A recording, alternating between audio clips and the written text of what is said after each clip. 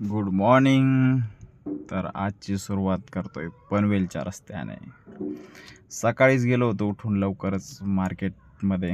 खूप सारा भाजीपाला इकडे स्वस्त भेटतो रायगड मार्केटमध्ये.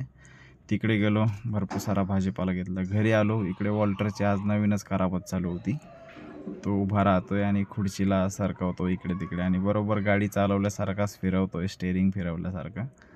तर आज पहिल्यांदा नवीनच काहीतरी करत होता. त्यानंतर मी घेतलेलं आज पूर्ण घर क्लीन करायला. सोफा वगैरे पूर्ण क्लीन केलेलं, सगळं बाहेर काढलेलं, पंखा वगैरे खूप सारे काम आज मी आवरलेले होते. बायको पण मदत करत होती. त्यानंतर आम्ही सगळे कामावरून गेलो होतो बाहेर. बायकोच्या डोक्यामध्ये काहीतरी वस्तू घ्यायची होती म्हणून बरंचसं शोधलं, पण ते काय भेटलेलं नाही आहे. म्हणून परत आम्ही घराकडे गेलो. रस्त्यात जातानाच वॉल्टरसाठी केक घ्यायचा होता. आज 9 महिन्याचा पूर्ण होतोय तो, तर त्याच्यासाठी केक घेतला. घरी आल्याच्यानंतर बायकोने मस्त आज चिकनचे ब्रेड बनवलेले. काहीतरी आगळं वेगळंच बनवलं होतं आज, पण खूप छान होतं, टेस्टी.